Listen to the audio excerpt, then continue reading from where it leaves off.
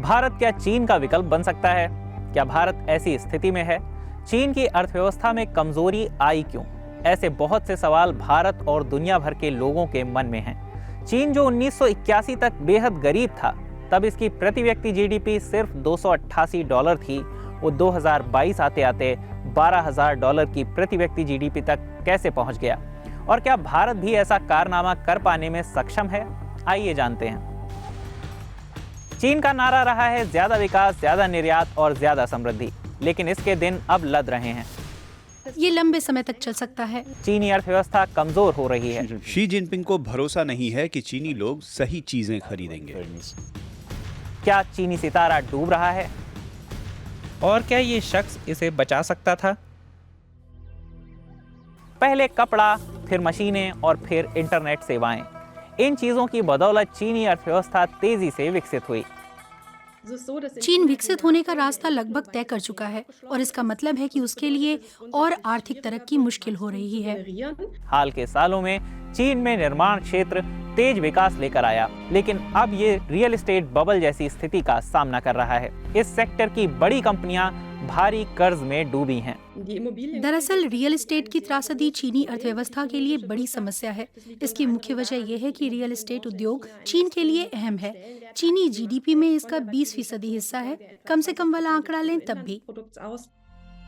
अब तक नेताओं को पता रहा है अपनी मदद कैसे की जाए।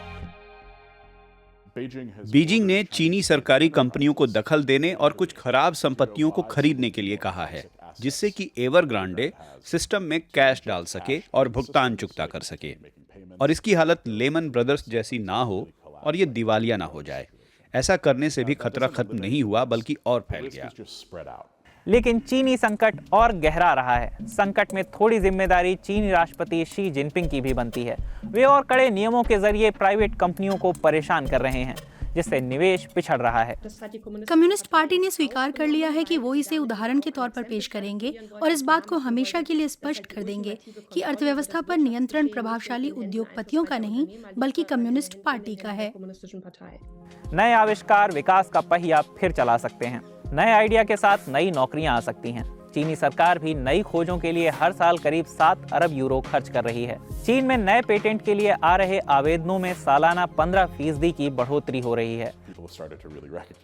लोग अब मानने लगे हैं कि चीन नई खोज कर सकता है, और मुझे लगता है कि 2018 की शुरुआत से इसके लिए अलग तरह की प्रेरणा आई। हालांकि चीन के पास ये हमेशा से थी, खासकर कम्युनिस्ट पार्टी के पास। कम्युनिस्ट पार्टी देश के लिए टेक्नोलॉजी में आत्मनिर्भरता चाहती है। उन्हें पश्चिम के भरोसे रहना पसंद नहीं और अमेरिका पर निर्भर रहना अच्छा नहीं लगता। 2018 में डोनाल्ड ट्रंप की ओर से चीन पर लगाए प्रतिबंधों के विरोध में हाईटेक सेक्टर में क्रांति आई। घरेलू उत्पादों को आयातित चीजों की जगह लेनी थी, लेकिन ये काम कैसे होता? चीन की राजनीतिक व्यवस्था ज्यादा दमनकारी होती जा रही है। वाकई कई सेक्टरों में क्रिएटिविटी और इनोवेशन के बीच दीवार बनकर खड़ी है। इसलिए ये तय नहीं कि कम्युनिस्ट पार्टी को अपनी कोशिशों में कामयाबी मिलेगी ही, और इसी वजह से विदेशों से अब हाई टेक्नोलॉजी ना मिल पाना उसके लिए बहुत बड़ी समस्या होगी। क्या इसी के चलते चीनी अर्थव्यवस्था की जादुई कहानी का अंत हो जाएगा? उनके पास प्रोत्साहन की वैसी क्षमता नहीं है जो पहले थी, लेकिन शी जिनपिंग के राज में पार्टी के अंदर कोई सुधारवादियों से बहस में नहीं फंसना चाहता, और इसके बगैर उन्होंने कितनी कोशिश की और किन तरीकों को आजमाया, इससे कोई फर्क नहीं पड़ता। मुझे लगता है चीन ऐसे समय में जा रहा है जहां विकास ज्यादा स्थिर लेकिन धीमा होगा। 2031 तक अमेरिका को पीछे छोड़कर सबसे बड़ी अर्थव्यवस्था बनने के लिए चीन में 3 से 4% की सालाना विकास दर भी काफी होगी। हालांकि टेक्नोलॉजी के मामले में सबसे आधुनिक बनने में इसे और कई दशक लगेंगे। एक ओर चीन की अर्थव्यवस्था में कमजोरी आ रही है, दूसरी ओर अमेरिका जैसे देश नहीं चाहते कि वो आधुनिक तकनीकें हासिल करे। फिर वैश्विक बाजार और कर्ज वसूली में चीन की बढ़ती आक्रामकता दुनिया के कई देशों के लिए भारत को उनका मुख्य विकल्प बना देती है। आज दुनिया भारत को ऐसे देश की तरह देख रही है जो चीन और रूस की तरह आक्रामक नहीं है और जहां लोकतंत्र और खुला बाजार है। लेकिन क्या भारत वाकई जर्मनी जैसे देशों की चीन पर निर्भरता खत्म कर सकता है? जर्मनी आधुनिक टेक्नोलॉजी, कार के पुर्जों और कपड़े के मामले में चीन पर बुरी तरह निर्भर है, लेकिन भारत मेक इन इंडिया के साथ चीन के दबदबे को चुनौती दे रहा है। दुनिया का सबसे ज्यादा जनसंख्या वाला देश बन चुके भारत का इरादा अब वैश्विक मैन्युफैक्चरिंग हब बनने का है। India will be the third largest economy soon. Bharat ने इसके लिए घरेलू और विदेशी कंपनियों को सब्सिडी देने के लिए 27 अरब डॉलर का बजट तय किया है, ताकि मैन्युफैक्चरिंग बढ़े और देश की आर्थिक तरक्की में तेजी आए। भारत के पक्ष में कई बातें हैं। दुनिया का सबसे बड़ा कंज्यूमर मार्केट, सस्ता लेबर, स्किल्ड लोग और अनुकूल सरकारी नीतियां, साथ ही भारत की रणनीतिक स्थिति जो कि दक्षिण एशिया और पश्चिम एशियाई बाजारों के बीच में है। कई वैश्विक स्मार्टफोन निर्माता पहले ही दुनिया के सबसे तेजी से बढ़ते इस स्मार्टफोन बाजार यानी भारत में अपनी उत्पादन यूनिटें लगा चुके हैं।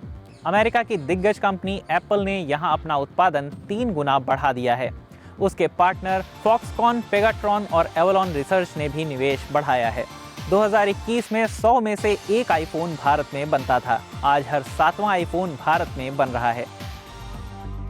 चीन के दबदबे वाले दूसरे सेक्टर जैसे कार के पुर्जे, कपड़े, दवाइयां और अक्षय ऊर्जा से जुड़ी चीजों में भी भारत का कारोबार तेजी से बढ़ रहा है।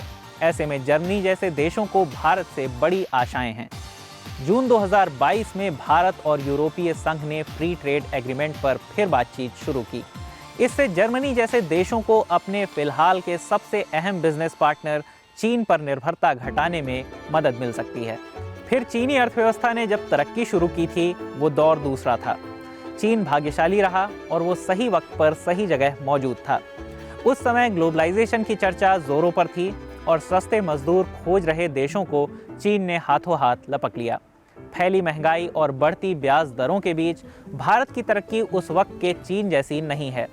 ऊपर से चुनौती है प्रोटेक्शनिज्म को बढ़ावा दे रहे देशों से। जब अमेरिका और यूरोपीय संघ अपने यहाँ खास तकनीकों के लिए सब्सिडी दे रहे हों, तो भारत के लिए चीन जैसा विकास हासिल करना कितना मुश्किल होगा समझा जा सकता है। वैसे आपको क्या लगता है, कौन से ऐसे सेक्टर होंगे जिनमें भारत अगले 10 सालों में सबसे तेज तरक्की कर रहा होगा? बताइए हमें कमेंट बॉक्स में। हम मिलेंगे फिर अगले हफ्ते। हमें बताइए बिजनेस से जुड़े किन मुद्दों पर आप और जानकारी चाहते हैं।